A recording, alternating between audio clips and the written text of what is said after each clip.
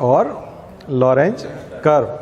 चलिए, तो ये तो हो गया आपका ऑफिशियल वाला जो है, जो किताबों में रहता है। बाकी इनइक्वालिटी हमने देखी, तो अभी कल आपको बहुत सारी चीज़ें बताई। आज हम थोड़ा स्पेशल बात करेंगे जेंडर इनइक्वालिटी, जेंडर लैंगिक असमानता। और लैंगिक असमानता कई लोग हैं ना जो दुनिया भर में भारत को क्रिटिसाइज करते हैं, वो इंडिया की बात ज़्यादा करते हैं लैंगिक असमानता में, जेंडर इनइक्वालिटी। भारत की बात ज़्यादा करते हैं कि भारत में ज़्यादा है, और ख़ास करके हिंदू धर्म पे ज़्यादा अटैक करते हैं, जबकि ये सभी धर्मों की कहानी है। सभी धर्मों में महिलाओं के साथ भेदभाव है, सभी धर्मों में। आपने कभी कोई महिला पोप देखी है क्या ईसाइयों में? तो महिला मौलवी भी मुसलमानों में कम देखने को मिलेगी, या होगी नहीं। मुझे नहीं लगता कोई महिला मौलवी होगी। मस्जिद का संचालन, धर्म का संचालन में वैसे भी महिलाओं की भागीदारी किसी भी धर्म में नहीं है, ठीक है। हिंदू धर्म थोड़ा सा ज़्यादा सॉफ्ट है वैसे देखा जाए तो, कई जगह पर आपको छोटा मोटा मिल जाए, लेकिन बड़े शंकराचार्य या बड़े मठाधीश के रूप में तो महिलाएं कम हैं। एक दो जगह कोई उदाहरण होंगे, लेकिन लैंगिक असमानता हर क्षेत्र में है, और आर्थिक रूप में तो पक्का है, आर्थिक रूप में बहुत ज़्यादा है। तो आज जेंडर इनइक्वालिटी को आप हर क्षेत्र में देखोगे, राजनीति में भी, दुनिया भर में। तभी तो बोलते हैं कि पहली महिला प्रधानमंत्री हैं इस देश की। ब्रिटेन में भी मार्गरेट थैचर की बात करते थे, अभी थेरेसा में दूसरी महिला प्रधानमंत्री थी। तो अंग्रेज जो है वो भी कोई गवर्नर जनरल एक भी महिला थी क्या उस ज़माने में? ईस्ट इंडिया कंपनी में आप पढ़ते थे, उस ज़माने में तो महिलाओं की स्थिति बहुत ज़्यादा खराब थी। नहीं तो अंग्रेज तो बहुत अपने आप को प्रोग्रेसिव मानते थे ना, तो एक महिला गवर्नर जनरल ही बना देते, एक वायसराय बना देते, ठीक है। हमारे यहाँ तो रजिया सुल्तान थी, महारानी लक्ष्मीबाई थी। महिलाओं से तो बल्कि वो भिड़ रहे थे, वहाँ से जो आते थे जनरल हीरोज़, और ये महिलाओं से लड़ रहे थे। रानी दुर्गावती थी उस ज़माने में, है ना। यहाँ पर रानी पद्मावती की बात हम लोग करते हैं, या रानी कमलापति की बात करते हैं। तो भारत में तो ढेरों रानियाँ मिल जाएंगी जिन्होंने शासन किया है, लेकिन यूरोप के बड़े बड़े राज्यों की रूलर महिलाएं कब रहीं? तो क्वीन रहीं वहाँ पर, क्वीन एलिजाबेथ, और वो वहाँ पे भी शासन किया, लेकिन बहुत कम। इसलिए जेंडर इनइक्वालिटी लगभग यूनिवर्सल है तमाम देशों में, तमाम धर्मों में। इसलिए केवल किसी एक धर्म को टारगेट करना कि केवल यहीं पैट्रियार्की है। पितृसत्तात्मक समाज, लगभग सारे समाज पितृसत्तात्मक हैं, जितनी भी सोसाइटी हैं दुनिया भर की, सभी में पितृसत्ता है, पुरुषवादी समाज है। और उसका सबसे बड़ा कारण है संपत्ति की अवधारणा, कंसेप्ट ऑफ प्रॉपर्टी। प्रॉपर्टी पर जो अधिकार है वो किसका है? पुरुष का है। तो इसका प्रॉपर्टी से सीधा लेना देना है। इनहेरिटेंस में पुत्र को माना गया अधिकांश जगहों पर, बट हिंदू लॉ में महिलाओं को भी अधिकार दिया गया। लेकिन व्यवहार में यदि देखें तो हम देखेंगे कि एक दिक्कत है, वो सोशल बायकॉट हो जाता है ऐसी महिला का। सामाजिक रूप से उसको मान्यता नहीं मिलती। अगर कोई महिला संपत्ति में मांग करती है तो उसका भाई भी सपोर्ट नहीं करते, पिता भी नहीं करते। तो लैंगिक असमानता, ये यहाँ लैंगिक असमानता आपको देखने को मिलेगी। ये मुसलमानों में भी है। मुसलमानों में तो उसको एक तरह से कमोडिटी के तौर पे ही बना दिया ना, यूज़ करने के तौर पे ही बना दिया उसको। मतलब उसके कोई ज़्यादा स्वतंत्र अस्तित्व नहीं है, क्योंकि उसका 4 विवाह भी हो सकता है। तो वहीं पर महिला की अधिकारों का बहुत हनन हो जाता है। व्यवहार में कितने होते हैं वो एक अलग चीज़ है, लेकिन पुरुष कॉन्फिडेंट रहता है। धर्म में उतना नहीं है डायरेक्ट। ये आपको मस्जिदों में उतनी नमाज पढ़ते हुए, घरों पे नमाज पढ़ते हुए मिल जाएंगे, लेकिन मस्जिदों में नहीं मिलेंगे। तो जो लेजिटिमेसी आती है धर्म से, देखिए लेजिटिमेसी डेमोक्रेसी में पब्लिक से आती है, वोटिंग से। चुनाव होते हैं और जो व्यक्ति चुन कर के आता है, प्रधानमंत्री, राष्ट्रपति जो भी बनता है डेमोक्रेसी में, तो लेजिटिमेसी कहाँ से लेके आता है? पब्लिक से लेके आता है। जो भी सत्ता पे होता है, चाहे वो संपत्ति की सत्ता हो, चाहे वो राजनीति की सत्ता हो, चाहे वो धर्म की सत्ता हो, सत्ता सभी की होती है। धर्म को संचालित करने वाले लोग, राजनीति को चलाने वाले लोग, आर्थिक सिस्टम को चलाने वाले लोग, इकोनॉमिक सिस्टम को चलाने वाले, बैंकिंग सिस्टम को चलाने वाले लोग, ये सब सत्ताएं हैं। ये रूल कर रहे हैं एक तरह से। और ये सत्ताएं तब जनता फॉलो करती है, जब इनके ऑर्डर मानती है, जब लेजिटिमेसी आती है, वैधता। आपके फोन में वैधता होती है ना, वैधता समाप्त हो रही है, वैलिडिटी। तो वैलिडिटी मतलब लेजिटिमेसी, कानूनी रूप से मान्य, लीगली, गैर कानूनी नहीं है, कानूनी रूप से। अब ये कानूनी रूप से जो मान्यता है, या तो धर्म दे सकता है, क्योंकि भारत में पर्सनल लॉ है, मुस्लिम पर्सनल लॉ, हिंदू पर्सनल लॉ। तो हिंदू और मुस्लिम दोनों पर्सनल लॉ जो बने हुए हैं वो धर्म पे आधारित है। वो मुस्लिम धर्म पे आधारित है, ये हिंदू धर्म पे आधारित है।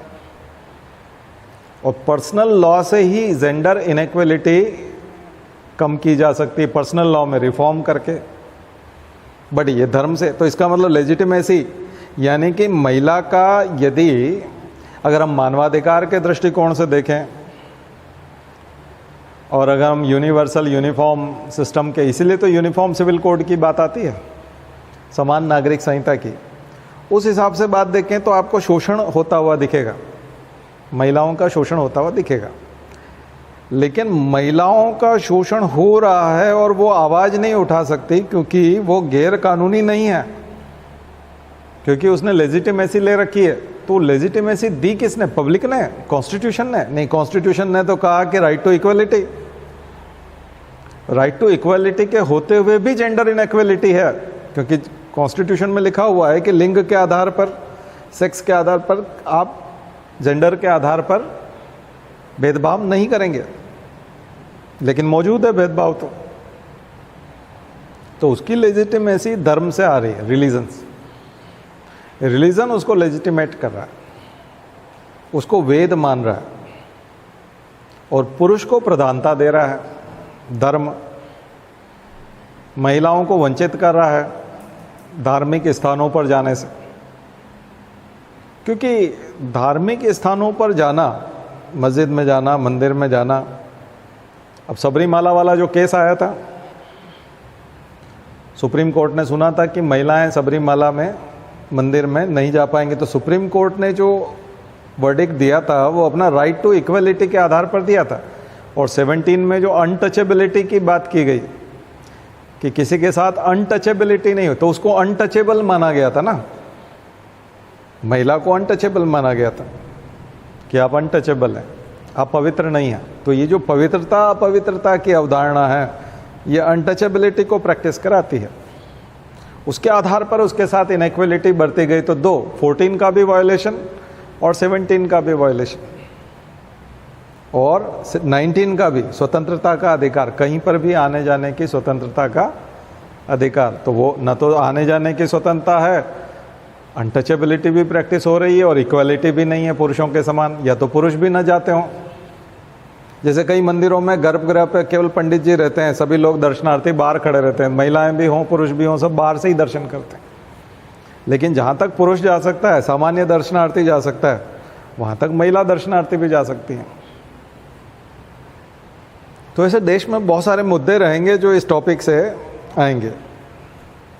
बट इसका इकोनॉमी से क्या संबंध है? हम तो इकोनॉमिक्स पढ़ रहे हैं, ये पॉलिटी तो पढ़ नहीं रहे, तो हम बात कर चुके हैं पॉलिटी में, हिस्ट्री में हम लोग बात कर चुके हैं बहुत सारी चीज़ें। सती प्रथा का अंत हो रही है, महिला को क्यों जलाया जाएगा? क्योंकि महिला है इसलिए जलाया जाए। तो क्या पुरुष भी जलाया जाएगा अगर किसी की पत्नी मर जाएगी? तो कल से किसी की पत्नी मर जाए तो फिर पुरुष को भी जला दो, उसके साथ ख़त्म करो उसको, क्योंकि जोड़ा बिखर गया, अकेला व्यक्ति नहीं रह सकता, जोड़े में ही रह सकता है। बट ऐसा नहीं था, केवल महिला के ऊपर था, इसलिए वो जेंडर इनइक्वालिटी है। या तो परंपरा प्रथा है तो कस्टम रिचुअल्स दोनों के लिए होना चाहिए, और किसी एक के लिए है तो वो, तो ये लेजिटिमेसी कहाँ से आ रही है? कल्चरल यानी कि रिलीजियस। और सभी धर्मों में, इसलिए आप देखोगे नन होती हैं, लेकिन पोप कौन होते हैं या इम्पोर्टेंट कौन होता है? फादर। चर्च में फादर बहुत इंपॉर्टेंट होता है। मदर टेरेसा एक अलग एग्जाम्पल है कि उनको संत की उपाधि मिली सेवा के आधार पर, वो एक अलग मसला है। बट वो यूनिक, एक आध कोई एक्सेप्शनल एग्जाम्पल है, एक्सेप्शन है, अपवाद है, बाकी ईसाई धर्म में नहीं देता। सिख धर्मों में जो ग्रंथी होते हैं वो महिला कहाँ होते हैं? सिख धर्म में भी महिलाओं को कितना हम नहीं कह रहे कि किसी महिला का आदर सम्मान नहीं है, आदर सम्मान होना एक अलग चीज़ है, लेकिन अधिकार, तो धार्मिक मान्यताएं उस तरह से महिलाओं को अधिकार नहीं देती, लेजिटिमेसी नहीं देती। और एक बार धार्मिक रूप से जब आप नहीं देते तो आर्थिक रूप से मिलना भी बहुत मुश्किल हो जाता है, क्योंकि वो अपनी लेजिटिमेसी सीधा धर्म से लेके आते हैं। वो सोचते हैं कि हमारा कांटेक्ट रोज भगवान से होता है और भगवान ने कहा है कि ये हम तुम्हें देते हैं। अगर महिला जाने लग जाएगी तो वो भी दावा करेगी कि मेरा भी कांटेक्ट आज भगवान से हो, उन्होंने कहा कि ये तुम लो, ये उनका नहीं है, तुम्हारा है, वो भी दावा कर पाएगी। तो लेजिटिमेसी प्राप्त करने का एक सोर्स है। अब ये आज आप धर्म का कंसेप्ट जो है समझ पाएंगे। दरअसल धर्म यहाँ पर आर्थिक संसाधनों पे कब्जा करने की एक षड्यंत्र है, लेजिटिमेसी प्राप्त करने का, वैधता प्राप्त करने का एक साधन है, क्योंकि आप कानून से प्राप्त नहीं कर सकते। जज ने तो राइट टू इक्वलिटी की बात कर दी, कॉन्स्टिट्यूशन से ये चीज़ नहीं आएगी। पूरे भारत में कितनी महिलाएं अपने पिता की संपत्ति में अधिकार लेती होंगी? परसेंटेज ईमानदारी से बताइए, सोच करके, कि अपने आसपास की केस स्टडीज़ के आधार पर बताइए कि 100 महिलाओं में से 1% महिलाएं पिता की संपत्ति में अधिकार प्राप्त करती हैं। जबकि जीवन के खतरे, जो अकेले रहने के खतरे तो उसके साथ भी हो सकते हैं, तलाक होने के बाद उसका बच्चा है, हो सकता है उसको पालना पड़े और पति सपोर्ट ना करे। पति के खराब होने, निकम्मा होने, बेरोजगार होने, छोड़ देने या पिटाई करने या शराब पीने की संभावनाएं तो बहुत ज़्यादा है कि पति उसको सपोर्ट नहीं करेगा आर्थिक रूप से। तो फिर उसको आर्थिक सुरक्षा, इकोनॉमिक सिक्योरिटी पूरी लाइफ क्यों नहीं मिलनी चाहिए? जबकि लड़के को मिलेगी, क्योंकि लड़का जो है वो पुरुष है और पिता की संपत्ति का सीधा उत्तराधिकारी है। तो शादी के समय में जो दहेज दिया गया वो तो प्रैक्टिस में कम हो गया है। जब भी कोई कानून बनता है तो धीरे धीरे असर होता है। सती प्रथा का कानून हुआ तो धीरे धीरे सती होना बंद हो गई महिलाएं, दहेज भी कम होता जा रहा है। बाल विवाह, चाइल्ड मैरिज अब आप बहुत कम देखते होंगे, बहुत कम बच्चों का बाल विवाह के खिलाफ कानून बना, तो अब बाल विवाह बहुत कम देखने को मिलते हैं। दोनों तरफ से होता है, एक जागरूकता भी बढ़ती है उस वजह से भी। लेकिन संपत्ति का कानून तो बहुत पुराना है, 1955 हिंदू लॉ, तब का संपत्ति में बराबर का अधिकार है महिला का। ये क्यों नहीं हो पाया? कानून तो बहुत पहले से बना हुआ है, लेकिन महिलाएं कितनी संपत्ति का अधिकारी हैं? क्या कारण है? कई बार हम बात करते हैं तो लोग बोलते हैं नहीं, फिर वो भाई रिश्ता नहीं रखेगा। तो ये तो सोशल बायकॉट हुआ। क्या लड़का अगर पिता की संपत्ति में हिस्सा लेता है तो बहन उसका बायकॉट करवाती है क्या समाज में, कि नहीं ये भाई रहने लायक नहीं, ये जो है संपत्ति में हिस्सा ले लिया है इस भाई ने, इसलिए अब समाज वाले इसका बॉयकॉट करें? कितने लोग बॉयकॉट करेंगे लड़के का? तो फिर लड़की का बॉयकॉट क्यों होता है अगर वो पिता की संपत्ति में हिस्सा ले? मतलब उसके लिए वो अपराध जैसा होता है पिता की संपत्ति में हिस्सा मांगना, जबकि उसके लिए भी वो सोशल सिक्योरिटी और इकोनॉमिक सिक्योरिटी हो सकती है, क्योंकि पिता जीवित हैं। अभी एक महिला का फ़ोन आया था कि 6 साल की बच्ची है और पति ने छोड़ दिया है और पिताजी बड़े मकान में रहते, बहुत बड़े मकान में, पिताजी ने ही बनाया, लेकिन भाई ने उसमें स्कूल को किराए पे दे दिया है और एक किराए का मकान लिया जिसमें बहुत कम कमरे हैं, उसमें मैं नहीं रह पाऊंगी, मतलब मुझे अलग से किराए से रहना होगा। उसने नया तरीका निकाला कि बहन को हिस्सा देना पड़ेगा, एक ही बहन है, एक ही भाई है, और पिता भी जिंदा हैं। तो पिता अपनी बच्ची को बाहर तो देखेंगे नहीं, किराए से लेने नहीं देंगे, तो वो इसी घर में है। तो उसने नया तरीका निकाला, भाई ने और भाभी ने नया तरीका निकाला कि इसको किराए पे चढ़ा देंगे मकान को, और इसमें स्कूल चला करेगा, और हम ऐसा मकान किराए से लेंगे 2 BHK 3 BHK टाइप कि उसमें इसको रहने में ही दिक्कत आने लग जाए तो ये अपने आप अलग मकान में रहेगी। तो मकान बेचा नहीं, बेचेंगे तो वो फिर हिस्सा मांग लेगी, क्योंकि पैसा जो आएगा उसमें मुझे इतना दो कि मैं दूसरा मकान खरीद सकूं। और मकान रहेगा तो एक नया तरीका निकाला। तो शोषण के बहुत सारे तरीके हैं, ये शोषण है, ये जेंडर इनइक्वालिटी है। उसके साथ कंडीशन ऐसी हो गई तब तो मिलना चाहिए ना। ठीक है कि उसके कई लोगों का ये तर्क होता है कि अभी उसको इसलिए नहीं दिया जाना चाहिए हक कि वो अपने ससुराल में अपने पति की संपत्ति का हिस्सेदार होंगी, तो उसको यहाँ क्यों मिले, 2 जगह हो जाएगा उसके पास। लेकिन जब उसके पास ससुराल नहीं होगा या पति की संपत्ति उसको नहीं मिल रही, तब तो मिलना ही चाहिए। मान लीजिए वो अविवाहित है या विधवा है या किसी कारण से उसको छोड़ दिया गया है, तो ऐसे समय में तो मिलना चाहिए। तो ये बहुत बड़ी असुरक्षा है आधी जनसंख्या के लिए, देश की आधी जनसंख्या के लिए और विश्व की आधी जनसंख्या के लिए। पूरी दुनिया में ही नहीं है, बट वहाँ पर स्कार्सिटी नहीं है। वहाँ नौकरियाँ बहुत है, बाहर काम करने के लिए जगह बहुत है, और वहाँ टेबू नहीं है कि महिलाएं रात में काम नहीं कर सकती या समाज में वो किसी दूसरे पुरुष के साथ काम पे नहीं जा सकती। तो वो सोसाइटी में एक्सेप्टेंस बहुत ज़्यादा होने की वजह से वहाँ अगर अधिकार नहीं भी दिया गया तो वो समाज में कहीं ना कहीं स्थान बना लेती हैं, क्योंकि वो नौकरी कर लेती हैं, किसी दूसरे पुरुष के साथ चली जाती हैं, या वहाँ जो स्वतंत्रता है जीवन जीने की उसका फ़ायदा उस महिला को मिल जाता है, और वो इनइक्वालिटी नहीं दिखती, जबकि इनइक्वालिटी तो वहाँ पर भी है। लेकिन यहाँ सोशल टेबू है, सोशल कंट्रोल है, बहुत सारी दिक्कतें हैं। उसके बाद इकोनॉमिक और सोशल सिक्योरिटी भी नहीं है अकेली महिलाओं के लिए खास करके। तो ये एक बहुत बड़ा चैलेंज है, जेंडर इनइक्वालिटी यहाँ पर आर्थिक। इसलिए वो पॉवर्टी में, इसलिए वनरेबल सेक्शन जो है वो सबसे ज़्यादा पॉवर्टी में जाएगा। कल जो पॉवर्टी बताया था वो वनरेबल को हमेशा नुकसान होता है। कोरोना आ गया तो सबसे ज़्यादा वनरेबल को नुकसान होगा, जो बिल्कुल किनारे पे खड़ा है, संकटापन्न जिसको कहते हैं, जिसके ऊपर संकट आने ही वाला है, उसको सबसे ज़्यादा दिक्कत आएगी। क्योंकि कई लोग बोलते हैं कि आप जो मोदी जो बोलते थे ना, वो middle class upper middle class के हिसाब से बात करते थे। 1 महीने का राशन लेके रख लें, तो 1 महीने का राशन कई लोग लेके ज़िंदगी में कभी नहीं रखा, तो उस दिन कहाँ से रख लेंगे।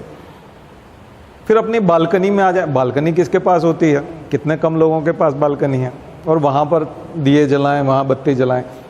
कमाल। मतलब आप किसको फोकस करके बात कर रहे हो, मतलब देश में कौन लोग हैं, कितने प्रतिशत लोगों को फोकस कर रहे हो कि 1-1, 2-2 महीने का राशन रख लेना चाहिए, बालकनी में आ जाना चाहिए। मतलब आप कहाँ हो भाई, कहाँ हो तुम, कहाँ कौन से देश की बात कर रहे हो। कौन है वो लोग जो बालकनी होती है जिनके पास, सबके पास, कितने लोगों के पास होती है। जब तक बालकनी के लिए 2nd फ्लोर होना बहुत ज़रूरी है, 1st फ्लोर पे तो बनेगी नहीं। ठीक है। तो यानी कि आपने जो प्रधानमंत्री आवास योजना में मकान बनाया उसमें तो बालकनी नहीं होती ना, वो तो नीचे ही बनता है कमरा। तो वो तो सब लोग बाहर हो गए, जिनको आपने मकान दिए वो तो सब दिए जलाने से बाहर हो गए। ठीक है। तो लैंग्वेज, ये कॉमन लैंग्वेज, दरअसल वो अपर मिडिल क्लास को फोकस कर रहे हैं।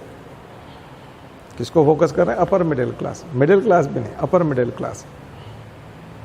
वो यही तो इनइक्वालिटी है, यही इनइक्वालिटी है।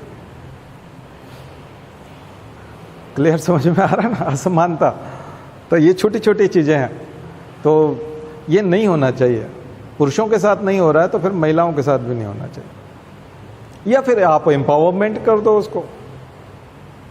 अभी बहुत सारी बच्चियां 1 साल के लिए कोचिंग करती है और उनका सिलेक्शन नहीं होता है तो बोलते हैं सर अब नहीं कराएंगे पिताजी। मैंने कहा पिताजी के पास पैसा नहीं, पैसा तो बहुत है पिताजी के पास, लेकिन भाभी ने मना कर दिया है कि अब इनकी शादी करो, 26 साल की हो गई हैं, 27 साल की हो गई, अब इनकी शादी करो, इनको यहाँ से रवाना करो, इनके ऊपर खर्चा करने की ज़रूरत नहीं।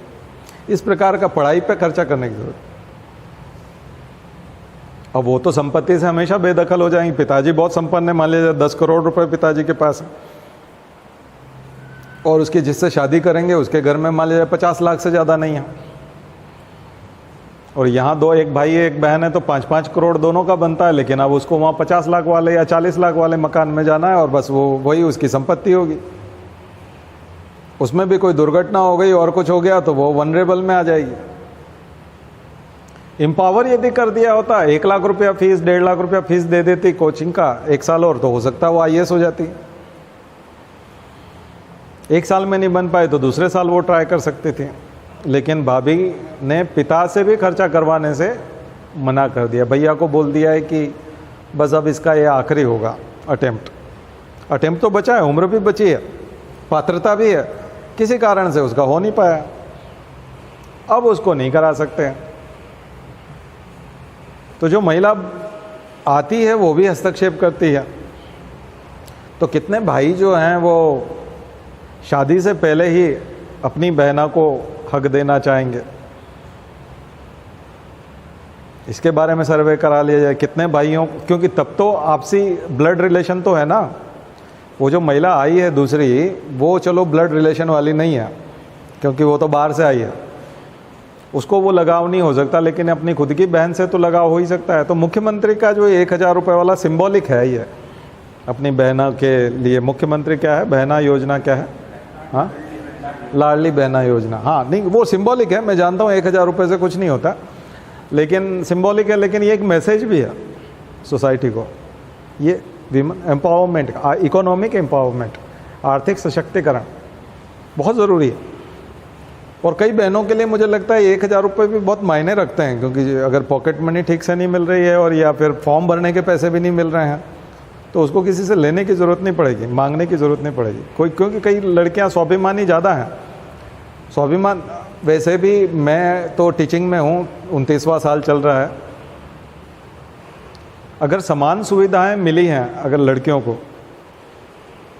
तो लड़कों से अच्छे रिजल्ट्स लेके आई हैं लड़कियां, और उन्होंने ज़्यादा मार्क्स लेके दिखाए हैं।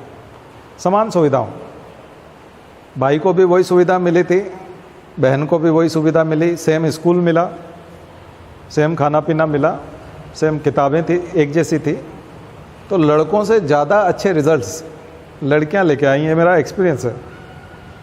उन्होंने ज़्यादा अच्छे रिजल्ट, लड़कों के मार्क्स कम रहे हैं, वो पढ़ने में लापरवाह रहे हैं, आवारागर्दी करने में भी जाते हैं, और दोस्त भी बहुत होते हैं, और टाइम वेस्ट भी बहुत होता है। लड़कियां ज़्यादा पढ़ाकू होती हैं। और फिर मेरा सब्जेक्ट तो बायोलॉजी होता था, ये लाइफ साइंस वाला होता था, तो इसमें तो लड़कियां ही ज़्यादा होती हैं। हमारे इसमें तो पूरा भरा रहता। हमारी बैच में भी जब हम लोग पीजी कर रहे थे तो 11 में से 9 लड़कियां थी, 2 लड़के होते, तो माइनॉरिटी होती थी लड़कों की बायो सब्जेक्ट में। तो मैं देखता हूँ कि वो काफ़ी ज़्यादा पढ़ती हैं और काफ़ी अच्छे परसेंटेज लेके आती हैं। तो फिर उनको नौकरियों में उतना प्रतिशत क्यों नहीं मिल पाता? क्योंकि उनको कंपटीशन की तैयारी में उतना सपोर्ट नहीं मिलता। जितना आसानी से लोग दिल्ली लड़के चले जाते हैं, उतनी आसानी से दिल्ली तैयारी के लिए, सिविल सर्विसेज के लिए लड़कियों को नहीं भेजा जाता। सिविल सर्विसेज की तैयारी में उनको, या और भी, ये तो सिविल सर्विसेज तो हम करा रहे हैं इसलिए बात कर रहे हैं, लेकिन और भी दूसरी नौकरियों में, तो ये लैंगिक असमानता का, इसका सीधा इकोनॉमी से संबंध है, क्योंकि उसको जीवन भर सैलरी मिलेगी और उसको सैलरी उसके अकाउंट में आएगी, और डिसीजन मेकिंग के लिए उसको किसी को पूछना नहीं होगा। उसको कुछ भी खरीदना है, कल से मकान खरीदना है, गाड़ी खरीदनी है, और भी कोई किसी को गिफ्ट करना है, कुछ करना है, तो वो खुद ही उसी का निर्णय, खुद का निर्णय मायने रखता है, अगर उसकी सैलरी है और उसके अकाउंट में आ रही है तो। इसलिए सरकार की ढेरों योजना है कि अगर महिला के नाम पे मकान खरीदोगे तो रजिस्ट्री में इतनी छूट होगी, अगर ये वाली योजना में आपने सब्सिडी प्राप्त करना है तो ज़्यादा सब्सिडी महिला के नाम पे मिलेगी। तो इसलिए सरकारी योजनाओं को में महिलाओं को प्रधानता दी जाती है इकोनॉमिक आधार पर। तो ये जेंडर इनइक्वलिटी को कम करने के उपाय हैं गवर्नमेंट के। ये जो लाडली बहना योजना से लेकर के तमाम तो इंडिया की गवर्नमेंट ऑफ इंडिया के और स्टेट गवर्नमेंट के इन सब योजनाओं को, स्कीम को थोड़ा सा इकट्ठा कीजिए।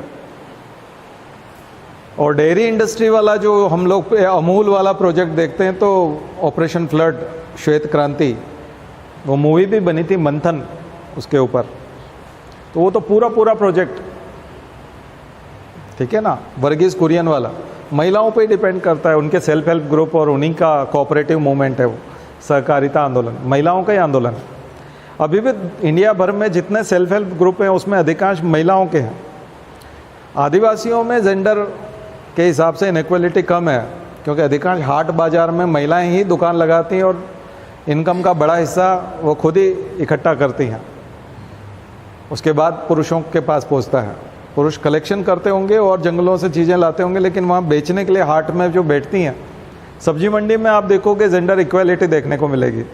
अधिकांश महिलाएं भी बेच रही होती हैं सब्जी और पुरुष भी बेच रहे होते हैं। सब्जी मंडी में कभी आप जाएंगे तो वहाँ हो सकता है कोई सब्जी मंडी में पुरुष ज़्यादा हों, लेकिन मैंने कई सब्जी मंडी में देखा महिलाएं भी अपनी दुकान लगा करके बैठी रहती हैं। और वो सभी धर्मों की हो सकती हैं, खास करके मुसलमान और हिंदू। ईसाइयों को तो कभी सब्जी बेचते हुए नहीं देखा हमने, लेकिन मुसलमान और हिंदू में तो महिलाएं भी बैठती हैं और वो भी बराबर सब्जी बेचती हैं। तो ये थोड़ा सा समाज को देखिए, सामाजिक ढांचे को देखिए, तभी तो आप योजनाएं बना पाएंगे ना। आपके पास बहुत कुछ होगा, प्रशासन में जाएंगे तो आपके पास बहुत सारी चीज़ें होंगी ऐसे करने के लिए, आपके हाथ में होगा, क्योंकि आपके सामने दुविधा आ जाती है। एक दो दुविधाएं मैंने बताई थी आपको, एथिकल डायलेमा। जैसे कोई कलेक्टर है और 5:30 बज रहे हैं और वो घर जाने वाला है 6 बजे, और 5:30 पौने 6 अगर कोई महिला आके खड़ी हो जाए कि पति ने निकाल दिया है सर, और ये 2 साल की बच्ची है या बच्चा है मेरे पास, और जो पिता हैं उनकी डेथ हो गई है, और मकान तो बहुत बड़ा है लेकिन भाई और भाभी जो है घुसने नहीं देते, अब मुझे थोड़ी सी कोई सहायता दीजिए। अब ऐसे में कलेक्टर जो है वो बहुत ज़्यादा सहायता करने की स्थिति में नहीं होता। कलेक्टर जैसा व्यक्ति जो जिले का सर्वोच्च अधिकारी, अगर वो मदद करने की स्थिति में नहीं है ऐसी महिला की, वो कैसे मदद करेगा? सरकार की कोई योजनाएं नहीं है, कोई ऐसी जगह नहीं है, सरकार के पास ऐसा कोई फंड नहीं कि उस ऐसी किसी महिला को 5:30 बजे तुरंत जो है उसके अकाउंट में पैसा डाल दिया जाए, उसको फ़ोन पे कर दें, गूगल पे कर दें, ऐसा कुछ करें कि आज वो अपने हिसाब से मकान दिलवा सकें उसको। कई जगह पर महिला बस्ती गृह वगैरह हैं, लेकिन उनकी हालत भी बहुत ज़्यादा ख़राब है। वहाँ कामकाजी महिलाएं रहती है, कई बार आपराधिक प्रवृत्ति की महिलाएं रहती है, उनको वेश्यावृत्ति में धकेल सकती हैं। मूवीज़ में तो दिखाते ही हैं सब तमाम चीज़ें, अकेली महिला को कितनी दिक्कत आती है, बहुत ही खतरनाक स्थिति होती है। और अगर आप कलेक्टर जैसे व्यक्ति की स्थिति यथा कथा बता रहा हूँ मैं, और ये सत्य घटना है, कलेक्टर उस समय में सोचने पे मजबूर हो जाता है कि वो क्या करे। तो फिर आम आदमी कैसे मदद करेगा? छोटे अधिकारी कैसे मदद करेंगे? तहसीलदार कैसे करेंगे? किसी सब डिवीज़न में एसडीएम बैठा हुआ है, वो कैसे मदद करेगा? तो मदद करने के लिए भी तो टूल्स होने चाहिए, गवर्नमेंट ने वो बनाए नहीं है। तो इसका मतलब जेंडर इनइक्वालिटी को ख़त्म करने के लिए प्रॉपर एडमिनिस्ट्रेटिव वर्क भी नहीं हुआ है। तो टोटल रिफॉर्म की ज़रूरत है, बहुत बड़े रिफॉर्म की ज़रूरत है। आधी जनसंख्या का सवाल है और वनरेबल है। इसलिए लॉकडाउन में यदि किसी स्कूल में, किसी फैक्ट्री में 100 लोग काम करते थे और उसको लगा कि अब चूंकि लॉकडाउन हो गया है, ट्रांसपोर्ट की सुविधा नहीं रहेगी और 100 लोगों के बजाय 20 लोगों से काम चलाया जाएगा या 50 लोगों से काम चलाया जाएगा, और पहले 40 महिलाएं काम करती थी 100 में, तो जो लोगों की छटनी होगी, 80 लोगों की या 60 लोगों की छटनी होगी, उसमें महिलाएं पूरी की पूरी घर बैठ जाएंगी। सबसे पहले तो उन 40 महिलाओं को कहा जाएगा कि अब चूंकि लॉकडाउन रहेगा और ट्रांसपोर्ट बंद रहेगा और आपको आने जाने में बड़ी दिक्कत होगी, सबसे पहले तो आप अब थोड़े दिन, जब तक की स्थितियां ठीक नहीं हो जाती, तब तक के लिए काम से आपकी छुट्टी। तो सबसे पहले लॉकडाउन में नौकरी किसकी गई? महिलाओं की। फिर दूसरा असर आया गरीबों पर। तो वनरेबल सेक्शन जो मैं आपको पढ़ा रहा हूँ, बेरोजगारी, गरीबी और इनइक्वालिटी, तो जो वनरेबल हैं, बिल्कुल संकटापन, जिनके ऊपर संकट मंडरा रहा है, उनको सबसे पहले दिक्कत आती है। सबसे पहले वही शिकार होते हैं किसी भी आपदा के, डिजास्टर के भी। प्राइवेट स्कूलों में अधिकांश महिलाएं काम करती हैं जो बहुत कम वेतन पे काम करती हैं। सरकारी स्कूल में 60,000 70,000 सैलरी होती है, वो 10,000 में पढ़ाती हैं। लेकिन जब स्कूल बंद हुए तो सब बेरोजगार हो गए, 10,000 वाली नौकरी भी बंद हो गई।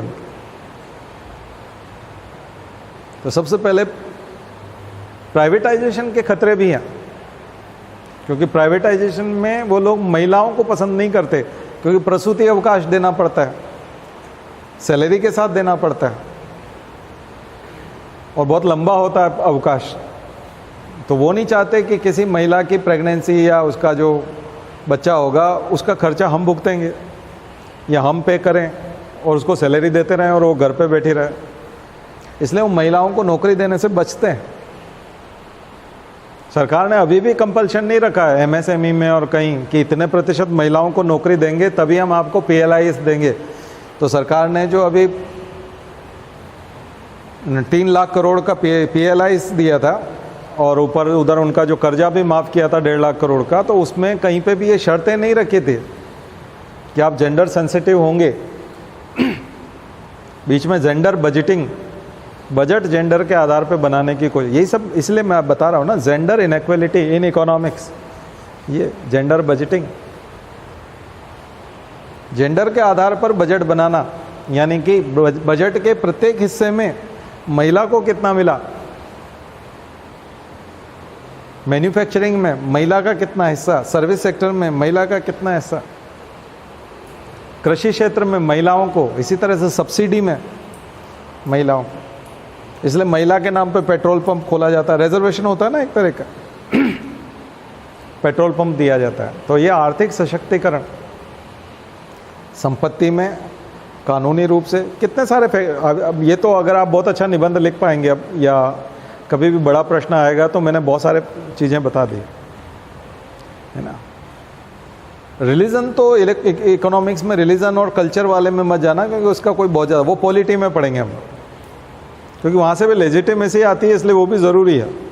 उसी से तो फिर इकोनॉमिक प्रॉस्पेरिटी आती है ना।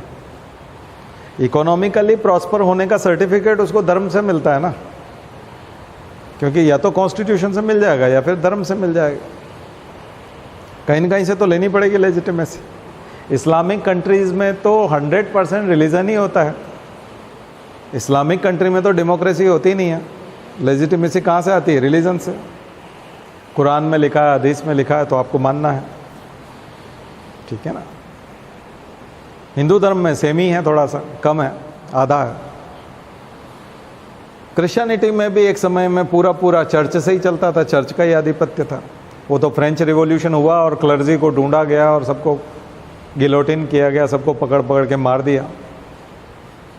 जितने पोप थे और जो भी चिल्लाने वाले लोग थे, सबको, फ्रांस में क्या हुआ था फ्रेंच रिवॉल्यूशन में, सबको दौड़ाया गया था, सबको काटा गया था, धर्मगुरुओं को भी और राजनीतिक पंडितों को भी।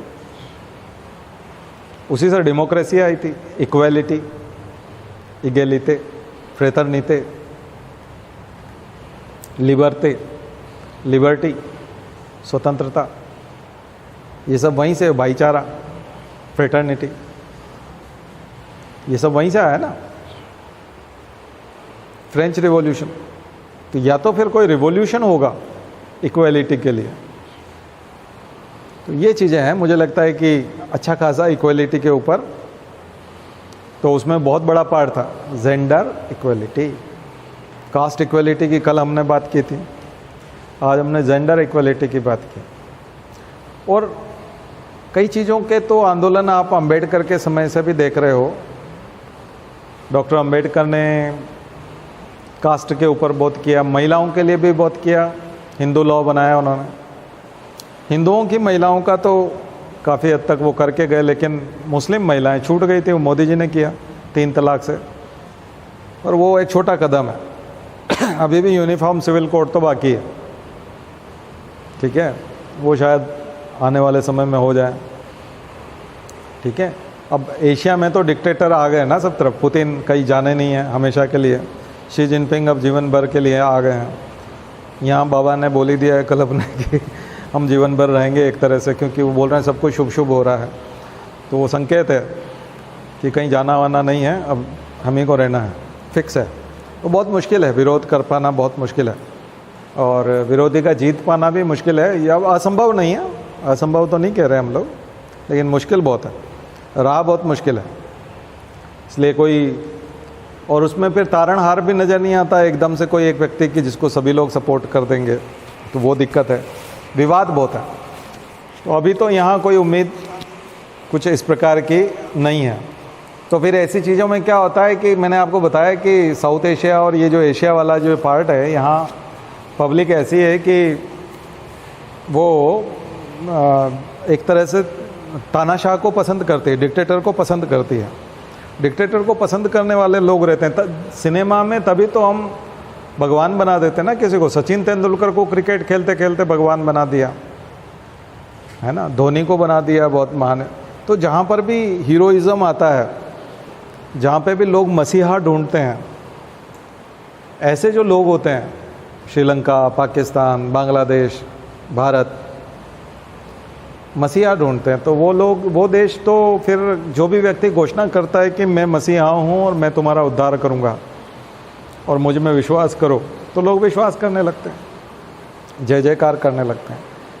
तो ये तो मसीहाई वाला ये हीरोइज़्म गांधी ने भी इंजॉय किया। गांधी ने कहा कि मैं अखिल भारतीय नेता हूँ, लोगों ने मान लिया। कांग्रेस को मैं चलाऊँगा, मान लिया। नेहरू ने कहा मैं देश का पहला प्रधानमंत्री बनूँगा। और तो जिस भी व्यक्ति ने घोषणा की है खुद की कि मैं करूँगा, मैं हूँ, मुझे मानो, मान लिया जाता है, स्वाभाविक है। तो यहाँ तो घोषणा करने वाला होना चाहिए। और फिर हमारे पास दो बहुत ही अच्छा साधन, तो हमारे यहाँ धर्म के आधार पर एक अलग हुआ देश है पाकिस्तान। किसी को हीरोगिरी करनी है तो पाकिस्तान को चमकाओ और अगर वो चमकाने में कामयाब हो गए तो आप हीरो अपने आप बन गए। तो बहुत आसान है नेतागिरी में, पाकिस्तान को चमकाओ और नेता बन जाओ, क्योंकि वो चमकाने के लिए उपलब्ध है आपके पास। और उसकी हरकतें ऐसी होती है और लोग जो है विश्वास करने लगते हैं कि आप कामयाब हो, क्योंकि आप सक्सेसफुल हो गए, क्योंकि आपने उसको मात दे दी। और दूसरी तरफ शत्रु थोड़ा सा पावरफुल है, चाइना, तो उसके साथ थोड़ा तमीज़ से रहना पड़ेगा और उसको समय आने पर उसको भी मज़ा चखाया जाएगा, उसके लिए मौका ढूंढा जाएगा। तो उसके लिए कोई सत्यवादी, न्यायप्रिय, कोई समझदार, कोई बहुत पढ़ा लिखा, ऐसे व्यक्ति से कल्पना नहीं की जा सकती। ऐसे व्यक्ति की कल्पना की जाती है कि जो शातिर हो, तेज हो, मौका देख के वार करता हो, छोड़ता ना हो और सब लोगों से पूछता ना हो, डिसीज़न मेकिंग बहुत फास्ट हो, डिसीज़न लेने में बहुत फास्ट हो। मतलब विचार विमर्श में तो फिर दिक्कत आ जाती है। किसी से पूछता ना हो, किसी से पूछने की जिसको ज़रूरत ना हो, ऐसा आदमी होगा तो वो निपटा देगा। तो जनता को एकदम से विश्वास आ जाता है कि ऐसा आदमी हमको मिल चुका है जो किसी से बात नहीं करता है ना। तो लोकतंत्र की बैंड तो उसी से बजी है ना, तो लोकतंत्र की बैंड तो बजी है। राहुल गांधी ने कहा तो सही है कि लोकतंत्र की बैंड बजी है। अब वो उसी आधार पे उसको बोल रहे हैं कि लोकतंत्र की बैंड बजी है, ये तुम कैसे कह सकते हो, क्योंकि लोगों ने तो हमें वोट दिया है। तो बैंड उसी से बजाए जा रहे, तो लोकतंत्र अपना खुद का बैंड बजा रहा है तो क्योंकि लोकतंत्र की बैंड कोई दूसरा नहीं बजा रहा, वो खुद ही अपना ही बैंड बजा रहा है, क्योंकि लोकतंत्र ने ही उनको वहाँ तक पहुँचाया, ठीक है, और लेजिटिमेसी दी है। तो उनकी लेजिटिमेसी डेमोक्रेसी से ही आई है। तो बहुत ही मज़ेदार सिचुएशन है इंडिया के हिसाब से। तो इसलिए यहाँ पर जेंडर इक्वलिटी, इनइक्वलिटी की बात करना उस तरह से, क्योंकि उनके एजेंडा में वो सब नहीं है। बट हमारे तो एग्ज़ाम में है, तो हमको तो पढ़ना पड़ेगा। प्रधानमंत्री के, सरकार के और वर्तमान उनकी चीज़ों में नहीं है। तो मैंने खुल के आपको बात बता दी, ये सब कुछ नहीं हो सकता, उसमें बहुत ज़्यादा नहीं है। अब उसके लिए कोई विचित्र प्रकार की कोई घटना हो जाए, कुछ ऐसा दांव पलट जाए उन्हीं से, कोई वीडियो वायरल हो जाए, कहीं कोई क्लिप मिल जाए कोई औंधी सीधी कुछ, या और कुछ ऐसा कुछ हो जाए तो बात अलग है। अदरवाइज़ कुछ बहुत ज़्यादा होना नहीं है, ठीक है, चांसेस नहीं है उसमें कोई बहुत ज़्यादा। तो उसमें परेशान होने की भी ज़रूरत नहीं, क्योंकि हम एडमिनिस्ट्रेटर हैं। हम लोग एडमिनिस्ट्रेटर रहेंगे तो जो भी सत्ता होगी उसकी बैंड हम अपने माध्यम से बजाएंगे। हम लोग उसमें छोटा मोटा झुनझुना बजाने वाले लोग हैं, तो एडमिनिस्ट्रेटर का उस टाइप का पावर नहीं होता है, पॉलिसी मेकर होता है। उसको पॉलिसी बनानी होती है गवर्नमेंट के अकॉर्डिंग, उसकी आइडियोलॉजी के हिसाब से, उसकी आइडियोलॉजी के हिसाब से आपको बनाना पड़ेगी। वो जब भी बताएंगे कि हमको ऐसी पॉलिसी चाहिए तो रेडीमेड पॉलिसी आपको बना के देनी है। फिर वो जो बन जाएगी वो कानून बना के जब आपको देंगे तो फिर आपको इम्प्लीमेंट कराना है, ठीक है। तो ये सब ड्रामा चलेगा। अब ये कितने दिन चलता है, कैसा चलता है, तो शी जिनपिंग कब तक चल पाएंगे उसकी भी कोई गारंटी नहीं है, पुतिन कब तक चल पाएंगे उसकी कोई गारंटी नहीं है। विक्टर ऑर्बान का बताया था, रजब तैयब अर्दोआन का बताया था, यहाँ का हालात है। तो ये सब लगभग एक जैसे हैं, क्योंकि डेमोक्रेसी का मतलब केवल चुनाव नहीं है। 5 साल में एक बार वोट पड़ना और वोट देने के बाद में 5 साल तक फिर उसके मनमानी वो करे, ऐसा नहीं होता, बल्कि हर कार्रवाई में पब्लिक पार्टिसिपेशन होता है। पब्लिक के जो तमाम रिप्रेजेंटेटिव हैं वो अपनी बात रखते हैं, तो पूछताछ करके डिसीजन मेकिंग करना, बट उसमें डिले होता है, ये बात तय है। कई बार पिकनिक का प्लान बनता है और 6-7 लोगों से पूछते हैं कहाँ चलें, तो वो पिकनिक होती ही नहीं है, क्योंकि पूछताछ में ही टाइम निकल जाता है। और जब कोई अपने आधार पर तय करता है डेट और टाइम और सब, और कहता है नहीं तुम चलोगे और सब चल रहे हैं और ये वहाँ जा रहे हैं, तो पिकनिक हो भी जाती है। तो देश का ऐसा ही है, क्योंकि सामूहिक निर्णय होते हैं और सामूहिकता में फिर जो कभी कभी तो कई लोग इस चीज़ को पसंद करते हैं, क्योंकि इंदिरा गांधी भी इसी प्रकार की थी, वो भी किसी की नहीं सुनती थी, उसने भी डिक्टेटरशिप की अपने हिसाब से ही निर्णय, उसी को लोह महिला कहते हैं हम लोग, आयरन लेडी, ठीक है। तो ऐसे लोह पुरुष लोह महिलाएं आती रहेंगी समय समय पे और देश ऐसे ही चलेगा।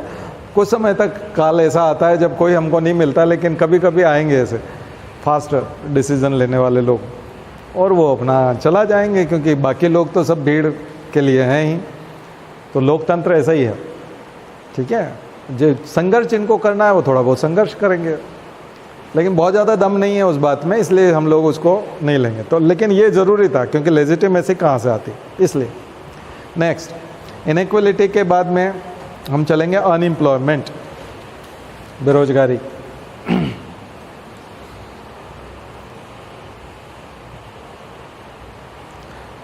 अब बेरोजगारी में 2-3 बड़ी बातें हैं जो उसकी डेफिनेशन में मिलेगी। एक तो बेरोजगार उसको कहेंगे जो किसी काम को करने के लिए एबल है, योग्य है, एबल पर्सन होना चाहिए। बेरोजगार व्यक्ति कौन होगा? एबल, योग्य व्यक्ति। अयोग्य व्यक्ति को बेरोजगार नहीं कहेंगे। जिस भी काम के लिए हम बोल रहे हैं कि ये काम इसको नहीं मिल पा रहा है, तो एक तो उसकी योग्यता होनी चाहिए, दूसरा काम करने की इच्छा होनी चाहिए। योग्यता के साथ willing to work, willing to work भी बहुत ज़रूरी है। Able and willing to work, यानी काम करने की इच्छा रखने वाला, योग्य और काम करने की इच्छा रखने वाला, ऐसे व्यक्ति को। और फिर किसके लिए करना चाहता है? लाइवलीहुड के लिए, यानी कि अपने जीविका के लिए, अपने खर्चों को, जीवन के लिए, जीविकोपार्जन के लिए उसको करना है। ऐसे व्यक्ति को यदि काम नहीं मिल पाता है तो उसे बेरोजगारी कहेंगे, अनएम्प्लॉयमेंट कहेंगे। एबल होगा और काम करने की इच्छा भी रखेगा। आप लोग भी एबल हैं कई तरह के रोजगार करने के लिए, लेकिन आप बेरोजगार इसलिए नहीं हैं क्योंकि आप कंपटीशन की तैयारी कर रहे हैं। आप अभी काम करने की इच्छा नहीं रख रहे हैं, विलिंग टू वर्क में नहीं आते आप एबल होने के बावजूद भी बेरोजगार नहीं हैं, क्योंकि इन दिनों में आप कंपटीशन की तैयारी कर, फ्यूचर में आप काम मांगेंगे। विलिंग टू वर्क आप बाद में होंगे, अभी नहीं। तब अगर नहीं मिलेगा तब आप बेरोजगार होंगे। कुछ बात समझ में आए ना? तो बेरोजगार किसको कहें? कई बार सभी को बेरोजगार मान लिया जाता है। जो घर बैठा है, काम करने की इच्छा नहीं है, योग्य है लेकिन काम करने की बिल्कुल इच्छा नहीं है। कुछ लोग योग्य नहीं है, बस जवान हैं, 18-20 साल के हैं और लायक बिल्कुल नहीं है, उनको भी बेरोजगार बोल देते हैं। लायक होना भी बहुत ज़रूरी है। इक्विवेलेंट डिग्री, यानी कि वो वैसी डिग्री आपके पास होनी चाहिए। अब भारत की शिक्षा व्यवस्था में यही प्रॉब्लम है ना, कि हमने हमारे यहाँ डिग्री की वैल्यू बहुत ज़्यादा है, क्योंकि डिग्री से काम मिलता है, डिग्री से जॉब मिलती है, नॉलेज से नहीं मिलती। भारत में नॉलेज की कोई कदर नहीं है, क्योंकि नॉलेज से पैसा नहीं मिलता, मोनेटाइज नहीं कर सकते आप नॉलेज को। डिग्री को मोनेटाइज कर सकते हो, सैलरी मिलने लगती है डिग्री की वजह से। हमारे यहाँ डिग्री देखी जाती है, जॉब में क्या देखी जाती है? डिग्री, नॉलेज नहीं देखी जाती। सिविल सर्विसेज को छोड़ दें, क्योंकि यहाँ नॉलेज का बड़ा इंपॉर्टेंस है, लेकिन सिविल सर्विसेज में नौकरियाँ बहुत कम है, 1000 सीट हर साल निकलती है। बाकी लोग तो सब बेरोजगार ही होंगे, क्योंकि विलिंग टू वर्क हैं, एबल भी हैं, क्योंकि ग्रेजुएट ही फॉर्म डाल पाता है ना। तो 15 लाख लोगों ने फॉर्म डाला, बट वो बेरोजगार किसके लिए हैं? सिविल सर्विसेज के हिसाब से बेरोजगार। दूसरा रोजगार तो मिल ही जाएगा उनको, लेकिन मिल जाएगा उसकी गारंटी नहीं है, क्योंकि वहाँ पे भी डिग्रियाँ लगेंगी according to nature of work, वहाँ पर डिग्री लगेगी। तो ये डिग्रियों का देश है, डिग्रियाँ बांटता है। हमारी शिक्षा व्यवस्था हमको डिग्रियाँ बांटती है, और डिग्री की वैल्यू है। इसलिए यहाँ पेपर आउट होना, पेपर सेटिंग वालों से जुड़ना, ये सब बहुत आम बात है। करप्शन बहुत ज़्यादा है, क्योंकि अगर वो डिग्री हाथ लग गई तो काम हो गया। मूवी देखी थी ना 3 इडियट वाली, उसमें नॉलेज से कोई बात नहीं, बट वो नॉलेज से अपना स्कूल चलाता है वहाँ, वो नॉलेज वाले लोग तैयार करता है। लेकिन नॉलेज इकोनॉमी नहीं है, इंडिया की इकोनॉमी को नॉलेज इकोनॉमी नहीं बोलते, डिग्री इकोनॉमी। क्वालिफिकेशन क्या है? डिग्री, नॉलेज नहीं। नॉलेज में तो आपको वो एक प्रॉब्लम देगा, और अगर आपने प्रॉब्लम सॉल्व कर दी तो वो आपको काम पे रख लेगा, चाहे आपके पास डिग्री नहीं है। जैसा वो 3 इडियट में बताना चाहता है कि आप अगर प्रॉब्लम सॉल्व कर पाते हैं, जनता के लिए सहूलियत पैदा कर पाते हैं, जनता के कितना काम के हैं आप, आम लोगों के परिवार के कितने काम के आदमी हैं, उस आधार पे आपकी क्वालिफिकेशन मानी जाएगी। वो बेस ही नहीं है, इसलिए बिल्कुल अलग सिस्टम है। इसीलिए स्कूल कॉलेज में एडमिशन बहुत ज़रूरी है, वहाँ से डिग्रियाँ मिलती हैं, मार्कशीट मिलती है, उसको दिखा करके ही आपको नौकरी मिलेगी। तो अनएम्प्लॉयमेंट में ये चीज़ समझ में आ रही है ना, ये कभी कभी आप गौर से विचार करोगे तो चीज़ें समझ में आएगी। अगर कोई ज्ञान प्राप्त करे, और बहुत ही ज़्यादा ज्ञान प्राप्त करे, बहुत अच्छे से,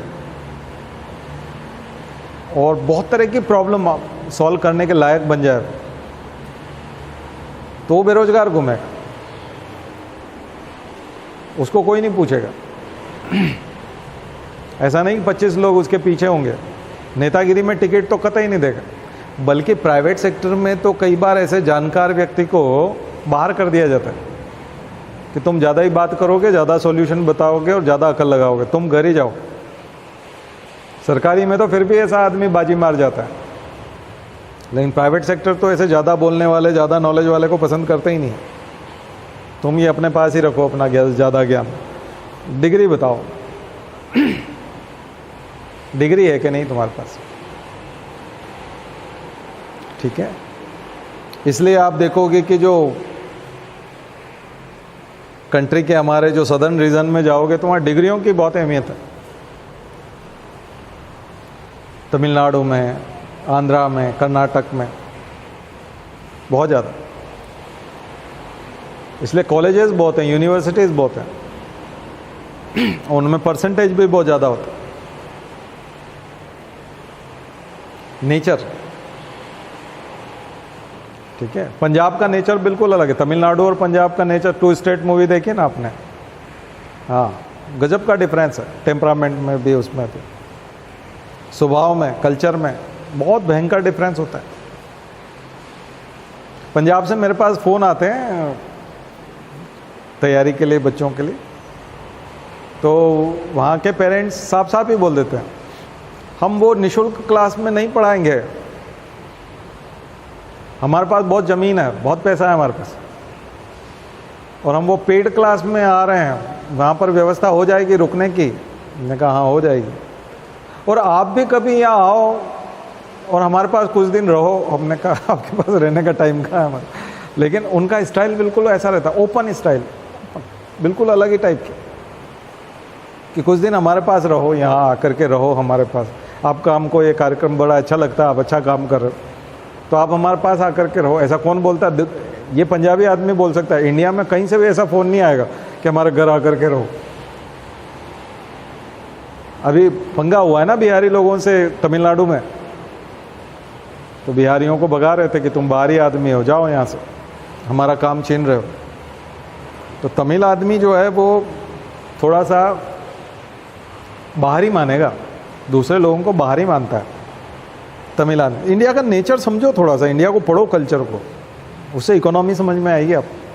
India it's state based economy है, कंट्री बेस्ड नहीं है हमारी, स्टेट बेस्ड है, ध्यान रखो।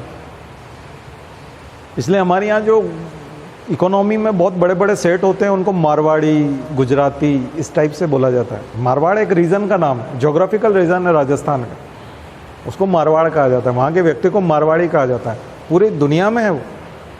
पंजाबी आदमी कनाडा और यूके से नीचे बात नहीं करता अगर कहीं जाना है तो कनाडा और यूके, उससे नीचे बात ही नहीं करता वो। इंडिया में कहीं माइग्रेशन नहीं करेगा, सीधा इंटरनेशनल होगा, और वो भी छोटे मोटे कंट्री में नहीं, या तो कनाडा या यूके। अफ्रीका वगैरह नहीं जाता, गुजराती अफ्रीका भी चला जाता है, केनिया भी चला जाएगा। गुजराती का एब्रॉड जाना और पंजाब का एब्रॉड जाना बहुत अंतर है, ज़मीन आसमान का आप नेचर देखो इकोनॉमी का, हमारे यहाँ के सेठ लोगों को देखो, उनके स्वभाव को देखो। तमिल आदमी बाहरी आदमी को बाहरी मानेगा, ये बाहरी है, इसने हमारा जॉब खा लिया, और अगर एक पीट रहा है तो सब पीटने आ जाएंगे। पंजाबी आदमी कमज़ोर के साथ खड़ा होता है, जिसका कोई नहीं पंजाब आदमी उसके कंधे पे हाथ रखता है, बोले तुम यार डरो नहीं, मैं हूँ ना, और मेरे घर चलो। और अगर उसको किसी ने हाथ लगा दिया तो 10 लोग उसको पीटने आ जाएंगे कि इसको क्यों मारते हो, ये बेचारा अकेला है। स्वभाव में अंतर समझ में आया? बहुत डिफरेंट है। ये हमारा देश है खूबसूरत, यहाँ तरह तरह के लोग हैं, तो कहाँ जाना है थोड़ा तय कर लेना अकेले जाना हो तो किधर जाना चाहिए, ठीक है। अलग अलग है, किसी का मौसम बहुत चिपचिपा है, स्वभाव ऐसा है तो खींचा खींचा सा रहता है, बाल नोचता रहता है, तो वहाँ के लोगों का स्वभाव 90% बताओ इन जनरल, थोड़े अपवाद तो हर जगह होंगे, तो खींचे खींचे से लोग मिलेंगे आपको। राजस्थान का बहुत कहीं आना जाना कुछ नहीं, बैठते हैं, पंचायत लगाते हैं, चौपाल पे बैठते हैं, अलग स्वभाव है। उत्तर प्रदेश के लोग राजनीति के ज्ञाता हैं, राजनीति से नीचे सीधा प्रधानमंत्री राष्ट्रपति से नीचे बात ही नहीं करते हैं, है ना। यूपी का बिल्कुल ही चौपाल की चर्चाएं देखो, बहुत पॉलिटिकली डेप्थ वाली होती हैं, है ना। तो बहुत ही अलग, बहुत ही खूबसूरत देश है हमारा, बहुत सुंदर गुलदस्ता है, बहुत ही अलग अलग फूल हैं और बहुत अलग अलग तरह की सुगंध है। बट इकोनॉमी, और ये इकोनॉमी बेस्ड है, इसलिए आप कभी जलगांव या भुसावल या उधर महाराष्ट्र में आप जाएंगे तो जो केले के खेती करने वाले लोग हैं और ऐसे हैं, तो सब करोड़पति लोग हैं। वो दिखेंगे नहीं आपको करोड़पति, ऐसे ही धोती डाले होंगे, ऐसे ही वो टोपी वैसी महाराष्ट्र वाली लगा लेंगे, लेकिन बैंक बैलेंस करोड़ों में मिलेगा। बच्चे को पढ़ाएंगे नहीं, हम फीस बताते हैं। मेरे पास तो अब देश भर से फ़ोन आ रहे हैं, तो देश भर से फ़ोन आ रहे हैं, तो उस टाइप के व्यक्ति बताते हैं, तो वो नहीं भाई तुम्हारे बच्चे की ज़िंदगी बना देंगे, 1 साल तक 4 घंटे रोज़ पढ़ाएंगे, तो तुम उसके ऊपर 1-1.5 लाख खर्च नहीं कर सकते, क्या मतलब। करोड़ों है ना तुम्हारे पास, तो उसकी पर्सनालिटी बनेगी ना, वो जागरूक आदमी बन जाएगा।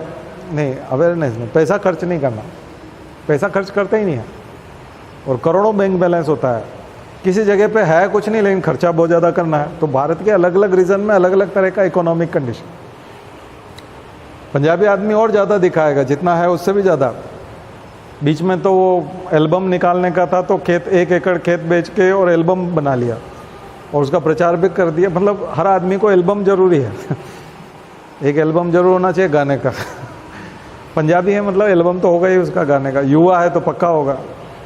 वो सिद्धू मूसेवाला और ये क्या है, मतलब वो आज तो उसकी बरसी है, आज ही के दिन उसको गोली मारी थी, तो वो गाना ही गा रहे हैं। गाना गा करके इतने प्रसिद्ध हो गए कि गोली मार गए लोग, है ना तो मतलब कमाल ही चीज़ है ना।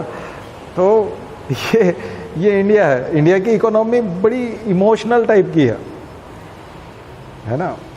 बहुत ही इमोशनल टाइप की। तो फिर बेरोजगारी कैसी होगी? देखो आप, स्पेसिफिक रीज़न स्पेसिफिक है।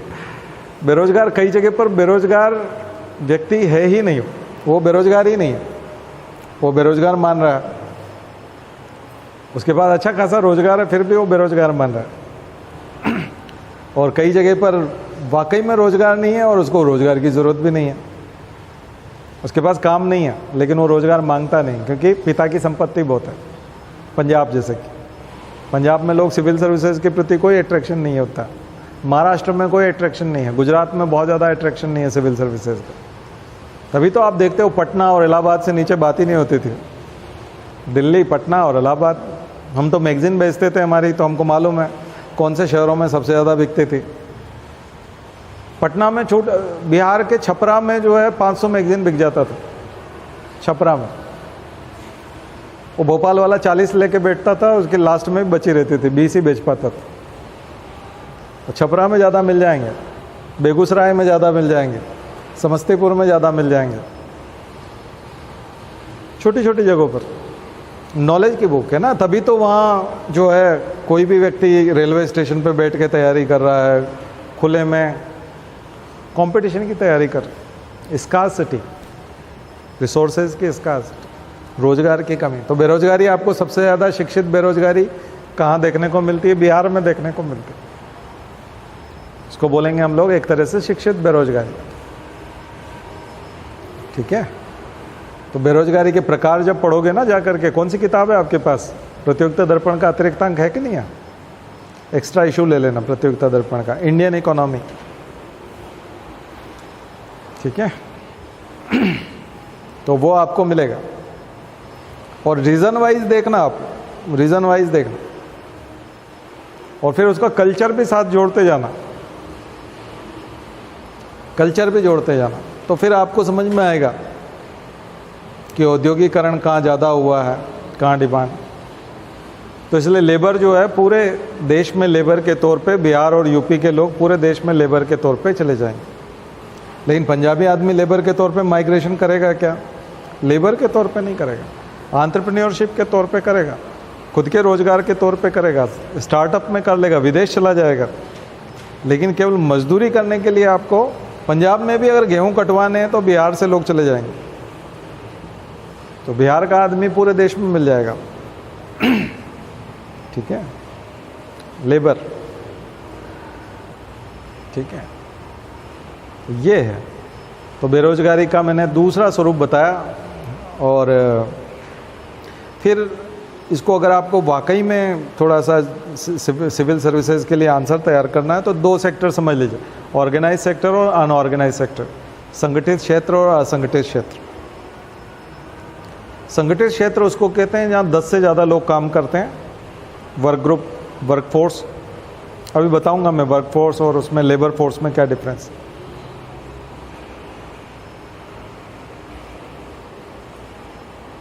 एक डिफरेंस लिख लीजिए, वर्क फोर्स और लेबर फोर्स। लेबर फोर्स किसको कहते हैं, वर्क फोर्स किसको कहते हैं? लेबर फोर्स में वर्किंग एज पॉपुलेशन के सारे लोग आ जाएंगे, 15 से 65, 15 से 65 आयु वर्ग के सभी लोग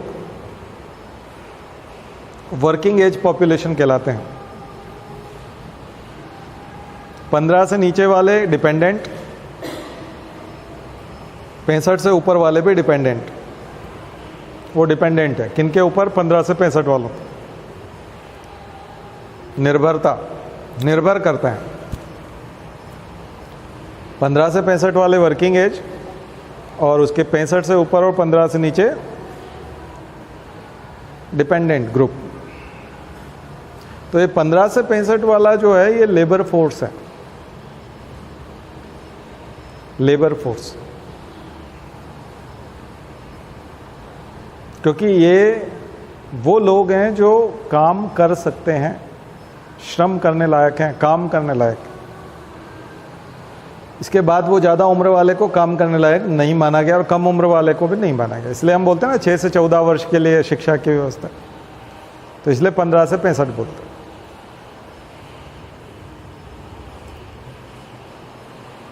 लेकिन वर्कफोर्स डिफरेंट है। वर्कफोर्स वो है कि इन 15 से 65 में जो काम पे लगे हुए हैं वाकई में काम कर रहे हैं। काम कर सकना और काम पे काम करना डिफरेंट चीज़ है। वो काम कर सकने लायक हैं, बट काम पे कितने लोग हैं, सारे तो नहीं लगे हुए। वो वर्कफोर्स है, जो काम पे लगे हुए लोग हैं वो वर्कफोर्स है। तो female participation, labour force participation rate, तो ये सब सिलेबस आज के होमवर्क में लिखिएगा। What is labour force, work force participation क्या होता है, लेबर फोर्स पार्टिसिपेशन क्या होता है, महिलाओं का परसेंटेज इसमें से क्या होता है, ठीक है। ये सब चीज़ें बहुत। एम्प्लॉयमेंट, अनएम्प्लॉयमेंट रेट, बेरोजगारी की दर क्या होती है, बेरोजगारी की दर, अनएम्प्लॉयमेंट रेट।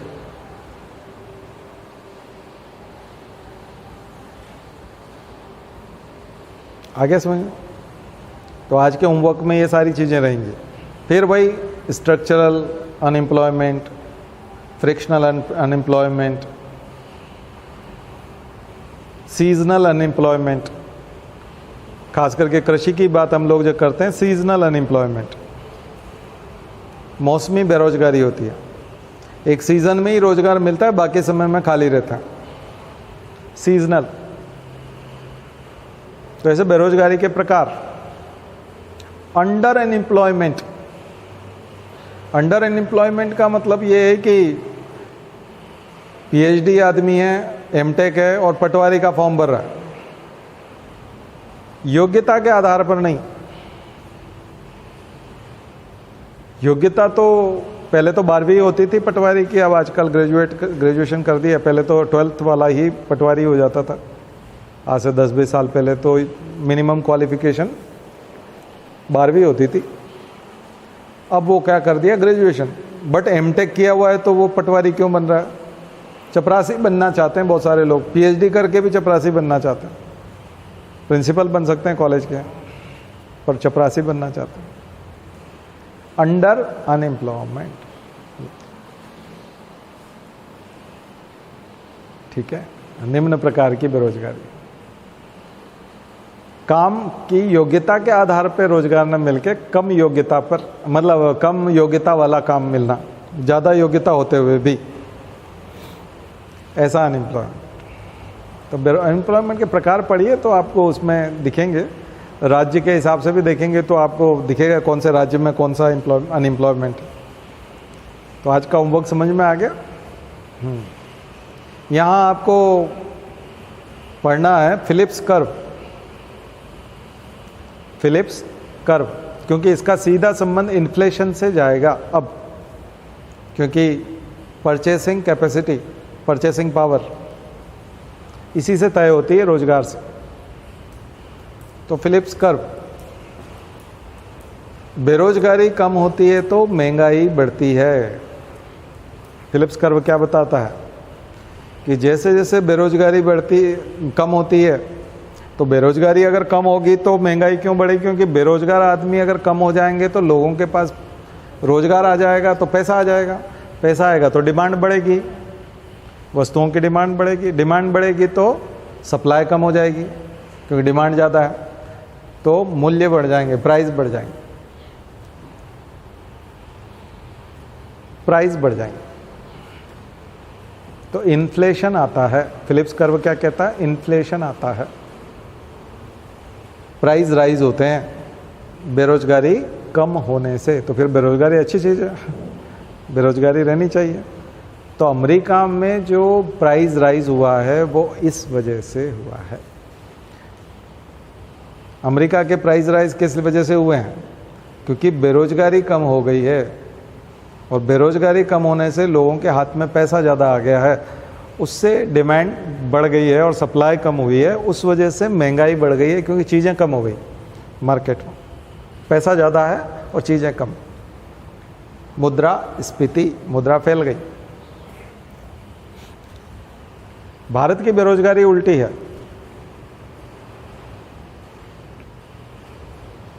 भारत की बेरोजगारी का संबंध, भारत की जो इन्फ्लेशन है उसका संबंध, इन्फ्लेशन क्या चीज़ है? इन्फ्लेशन है कि इसमें मनी का डिवैल्यूएशन हो जाता है एक तरह से। 100 रुपये में जो वस्तु अभी मिल रही है वो अगर 104 रुपये में मिलेगी तो घर पे पड़ा हुआ 100 रुपया का मूल्य कम हो जाएगा, क्योंकि 105 में मिलने लगे तो 5 रुपया ज़्यादा खर्च करना पड़ेगा। और अपने वस्तु खरीद ली होती तो आज वो 105 रुपये के बराबर होती, लेकिन आप खरीदने से चूक गए, अब वो 105 की हो गई, तो अब आपके 100 रुपये में आपको 5 रुपये और मिलाने पड़ेंगे, तो मुद्रा का मूल्य गिर जाता है। मनी कंसेप्ट समझ में आ रहा है ना? इन्फ्लेशन, तो बेरोजगारी से सीधा चैप्टर आपका जंप करेगा महंगाई पर। क्यों करता है? कारण समझ में आ रहा है? क्योंकि वहाँ पर अर्न करता है व्यक्ति, पैसा आता है आदमी के पास, वो महंगाई बढ़ाने में काम आता है। लेकिन भारत की मुद्रास्फीति दूसरी है, सप्लाई कंस्ट्रेंट। सप्लाई जब कम हो जाती है तब भी महंगाई बढ़ती है, क्योंकि डिमांड तो ज्यों की त्यों है, चाहे रोजगार बढ़े चाहे न बढ़े, डिमांड तो ज्यों की त्यों होती है। और अगर उस डिमांड को भी यदि पूरा नहीं किया जा रहा है तो फिर स्कार्सिटी हो जाएगी, चीज़ें कम हो जाएंगी ना, कंस्ट्रेंट, सप्लाई कंस्ट्रेंट। ठीक है। और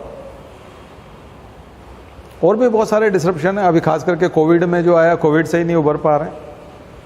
बहुत सारी फैक्ट्रियां बंद हो गई थी, प्रोडक्शन कम हो गया था, बल्कि बेरोजगारी ज़्यादा हो गई। इस वजह से भी दिक्कत आती, बेरोजगारी कभी बहुत ज़्यादा हो जाती है, इसका मतलब है कि प्रोडक्शन कम हो गया, और प्रोडक्शन कम हो गया मतलब सप्लाई प्रॉपर नहीं होगी, तब भी चीज़ें। तो अब हर चीज़ के कारण आपको लिखना पड़ेंगे, जो हमने पॉवर्टी से शुरू किया था,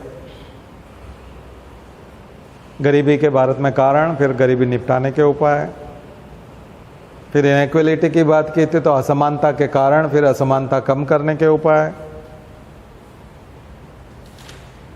फिर अनएम्प्लॉयमेंट, तो अनएम्प्लॉयमेंट के कारण, तो फिर अनएम्प्लॉयमेंट को कम करने के उपाय। अब बात कर रहे हैं हम इन्फ्लेशन, तो इन्फ्लेशन के कारण और इन्फ्लेशन को कम करने के उपाय। समझ में आ गया ना? तो ये है, तो इन्फ्लेशन, होलसेल प्राइस इंडेक्स लिखिए, होलसेल और consumer price index, wholesale price index और तो WPI and CPI, consumer price index, थोक मूल्य सूचकांक और उपभोक्ता मूल्य सूचकांक। Wholesale price index and consumer price index. अभी हम कंज्यूमर प्राइस इंडेक्स पे ज़्यादा फोकस करेंगे। होलसेल प्राइस इंडेक्स में बहुत सारी कमोडिटीज़ नहीं होती। कंज्यूमर प्राइस इंडेक्स में हम लोग तो जाकर के देखिएगा कि कौन कौन सी चीज़ें। Consumer price index consumption based, clothing होगा, वेजिटेबल्स होगा, वो सारी चीज़ें, ग्रोसरी वाली चीज़ों से लेकर के ऑयल और फिर फ्यूल, बहुत सारी चीज़ें हैं, उन सब के प्राइस के आधार पर। तो थोड़ा यहाँ पे तो मैं आप होमवर्क आज बता देता हूँ मैं इन्फ्लेशन तक का। इन्फ्लेशन और इन्फ्लेशन को कम करने के उपाय में दो बड़े सरकार के एफर्ट होते हैं, क्योंकि सरकार ही कर सकती है, छोटा मोटा तो कोई इन्फ्लेशन को कम नहीं कर पाएगा इंडिविजुअली। तो वो हैं मनी के कंसेप्ट से। तो मनी का पूरा कंसेप्ट समझिएगा, व्हाट इज मनी, मनी किसे कहते हैं। मनी तो बार्टर एक्सचेंज में तो वस्तु विनिमय होता था और वस्तुओं के बदले वस्तुएं ली जाती थी। उसके बाद आया कंसेप्ट मनी का, तो उसमें मेटल, धातु की मनी, मेटल, तो गोल्ड कॉइन्स और वो सब, और खास करके फिर पेपर करेंसी। बाद के समय में पेपर करेंसी निकल करके आई, paper money, note, security paper पे नोट का छपना। होशंगाबाद में कागज बनता है, देवास में छपता है। MPPSC का क्वेश्चन, ठीक है। सिक्योरिटी पेपर मिल होशंगाबाद और बैंक नोट प्रेस देवास। तो कागज़ वहाँ से लाएंगे, नोट यहाँ छापेंगे। शुरू मत कर देना ठीक है। वो चीज़ पेपर करेंसी, बाद में अभी इन दिनों में प्लास्टिक मनी लेके घूमते हो आप लोग, credit card, debit card, plastic money. और क्रिप्टो करेंसी, क्रिप्टो, ऊपर की जितनी भी मनी बताई मैंने आपको, पेपर करेंसी, प्लास्टिक मनी, ये इन सब में रिजर्व बैंक का रोल होता है, सेंट्रल बैंक। ये लेजिटिमेसी कानून से आती है, एक्ट से आती है। तो reserve bank of India act, वहाँ से लेजिटिमेसी यानी संसद से रेगुलेशंस RBI के चलते हैं बैंकिंग सिस्टम में। लेकिन क्रिप्टो में चलता है जनता acceptance, public acceptance, public ledger बोलते हैं क्रिप्टो को, पब्लिक लेजर माना जाता है। उसमें बाईपास कर दिया गया, किसको? रिजर्व बैंक को बाईपास कर दिया। रिजर्व बैंक के अगेंस्ट है वो, क्योंकि रिजर्व बैंक एक तरह से आपकी मनी की वैल्यू कम करता है, मनी की वैल्यू कम कर देता है रिजर्व बैंक। बाहर इन्वेस्टमेंट यदि प्रॉपर्टी में होता है तो बढ़ जाता है। अगर 1971 का 100 का नोट है और उसको आज आप बैंक में जमा कराएंगे तो 100 रुपया जमा बताएगा, डिपॉजिट कितना होगा? 100 रुपीज़। लेकिन 1971 के बाद में 10,000 के नोट इंदिरा गांधी ने बंद किए थे, अभी मोदी जी ने डिमोनेटाइज किया तो 500, 1000 के नोट बंद कर दिए। लेकिन 100 का तो चल रहा है अभी भी, चाहे वो 1970 का हो चाहे 1980 का हो। अगर 1970 का नोट कहीं दादाजी ने किसी किताब में रख दिया, मिल जाए अभी बैंक में जाके जमा कराओ तो आपके अकाउंट में कितना दिखेगा? 100 रुपया। लेकिन 1970 में यदि एक प्लॉट खरीदा होता तो आज 1 करोड़ का होता है। 100 रुपये का प्लॉट कितने में हो जाता? 1 करोड़ का हो जाता। तो रिजर्व बैंक तो आपके पैसे को 1 करोड़ को 100 रुपया बताता है ना, तो डिवैल्यूएशन करता है। तो इस प्रकार के जो दुनिया भर के सेंट्रल बैंक पैसे को कमज़ोर करते हैं, आपके उसके पैसे की कीमत कम आंकते हैं। इसीलिए उसके गुस्से में उसने जो है क्रिप्टो करेंसी लेके आया, बिटकॉइन। बिटकॉइन का आविष्कार उसी लिए हुआ कि इसको हम मेंटेन करेंगे, इसकी प्राइस भी हम तय करेंगे, पब्लिक तय करेगी, कोई सेंट्रल बैंक नहीं करेगा, कोई गवर्नमेंट नहीं करेगी। इसकी कीमत कितनी होगी ये पब्लिक ही तय करेगी कीमत। लेकिन वो अनसर्टेन है और नॉट लीगल है, इलीगल भी नहीं है और लीगल भी नहीं है। क्या बोलेंगे उसको? नॉट लीगल, बताया था आपको, गैर कानूनी नहीं है। लेकिन किसी के साथ अगर बिटकॉइन में फ्रॉड हुआ तो वो सहायता नहीं ले पाएगा, कानूनी सहायता नहीं ले सकता। तो ये करेंसी के टाइप है, मनी के टाइप है। मनी, तो मनी के प्रकार, what is money, types of money.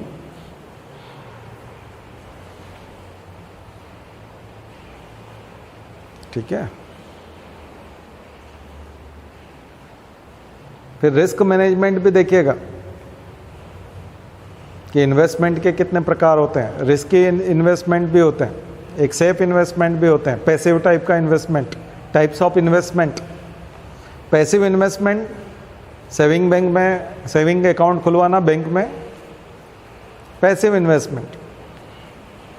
Devaluation नहीं होगा, 2% 3% ज़्यादा बढ़ के मिलेगा। घर पे रखा हुआ नोट रहे 1 साल तक और बैंक में रहेंगे नोट अगर, और घर पे रहेंगे तो बैंक में बढ़ जाएंगे ना। वो इन्वेस्टमेंट कैसा है? पैसिव।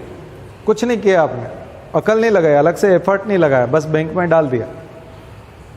लेकिन आपने अपनी अकल लगाई, वो रिस्की होता है। म्यूचुअल फंड, शेयर मार्केट, तमाम जितने भी इन्वेस्टमेंट के टाइप है, प्रॉपर्टी में, गोल्ड में, जितनी भी जगह पर आप इन्वेस्ट करोगे वो रिस्की होते हैं। रिस्की वो आप अपनी रिस्क पे करते हैं तो उसमें रिवार्ड भी ज़्यादा मिलता है, रिटर्न भी ज़्यादा आता है, तो उसको रिटर्न बोलते हैं। बॉन्ड में लगा देते हैं, बॉन्ड फिक्स टेन्योर के लिए होता है, 5 साल के लिए बॉन्ड होता है। फेस वैल्यू बोलते हैं, बॉन्ड के ऊपर जो वैल्यू दिखी देती है वो फेस वैल्यू, उसके ऊपर इंटरेस्ट मिलता है। तो ये सारे टर्म्स आपको लिखने हैं, what is face value, what is interest rate, final amount क्या होगा, फिर उसमें जो मिलेगा एक तरह से वो रिवार्ड हो गया एक तरह का। बॉन्ड क्या होते हैं और जब कभी रिजर्व बैंक इंटरेस्ट रेट बढ़ाता है, मॉनेटरी पॉलिसी उसको बोलते हैं, मॉनेटरी पॉलिसी। मनी शब्द से ही मॉनेटरी निकला है ना, मौद्रिक नीति, मुद्रा से बना है मौद्रिक नीति। मौद्रिक नीति में वो इंटरेस्ट रेट बढ़ाता है, घटाता है, तो बॉन्ड्स की वैल्यू घट जाती है। अगर इंटरेस्ट रेट बढ़ता है तो बॉन्ड्स की वैल्यू घट जाती है, और इंटरेस्ट रेट घटने से बॉन्ड्स की वैल्यू बढ़ती है। तो अमेरिका के दोनों बैंक डूबने का कारण यही है। अभी जो 2 बैंक डूबे, इंटरेस्ट रेट बढ़ा दिया गया, तो जो गवर्नमेंट बॉन्ड्स, ट्रेजरी बॉन्ड्स खरीद रखे थे उन दोनों बैंक ने, उनकी वैल्यू घट गई। तो एक तरह से बैंक रन जैसा हो गया, लोगों का विश्वास हिल गया कि अब इसके पास तो टोटल एसेट्स इतने बचे नहीं हैं बैंक के पास। तो ये दोनों जो करंट अफेयर्स वाली स्टडी है दोनों बैंकों की, वो इसी से निकलेगी, मॉनेटरी पॉलिसी। तो इन्फ्लेशन को ठीक करने के लिए, महंगाई को ठीक करने के लिए, मुद्रा की स्थिति को ठीक बनाने के लिए, उसकी इंटरचेंजेबल होते वो कन्वर्टेबिलिटी को ठीक रखने के लिए, फॉरेक्स रिजर्व को कंट्रोल करने के लिए, ये सारी चीज़ें जो है ये इसी में मौद्रिक नीति। सरकार के पास जो टूल है वो है फिस्कल पॉलिसी, और रिजर्व बैंक के पास जो टूल है वो है मॉनेटरी पॉलिसी। 2 तरह की पॉलिसी, फिस्कल पॉलिसी और मॉनेटरी पॉलिसी। गवर्नमेंट अपना एक्सपेंडिचर बढ़ा करके भी मार्केट को ठीक कर सकती है, गवर्नमेंट एक्सपेंडिचर। और गवर्नमेंट एक्सपेंडिचर बढ़ाएगी तो राजकोषीय घाटा होगा, फिस्कल डेफिसिट होगा। इसको बोलेंगे एक तरह से फिस्कल पॉलिसी। बजट एक फिस्कल पॉलिसी। टैक्स रेट बढ़ा दिया, टैक्स राइज कर दिया, इनडायरेक्ट टैक्सेस, डायरेक्ट टैक्सेस, उसमें बढ़ोतरी कर दी, क्या बोलेंगे, फिस्कल पॉलिसी। 2 तरह के टूल है। तो कितनी चीज़ें हो गई, इस बार होमवर्क पर्याप्त मिला आपको? Fiscal policy, monetary policy, inflation को ये कैसे कंट्रोल करते हैं, मनी को कैसे कंट्रोल करते हैं, सर्कुलेशन ऑफ मनी, यही है पूंजी प्रवाह, कैपिटल। ठीक है, चलिए बहुत सारी चीज़ें हैं, तो आज इतना ही। ओम द्यौ शांति अंतरिक्ष गुहम शांति पृथ्वी शांतिरापः शांतिरौषधयः शांति वनस्पतयः शांतिर्विश्वे देवा शांतिर्ब्रह्म शांति सर्वगुहं शांति शांतिरेव शांति सामा शांतिरेधि। ओम शांति शांति शांति सर्वारिष्टासु शांतिर्भवतु। बोले गायत्री माता की, परम पूज्य गुरुदेव की, परम वंदनीय माता जी की। हम सुधरेंगे, हम बदलेंगे, एक बनेंगे। जन्म जहाँ पर, अन्न जहाँ का, ज्ञान जहाँ से,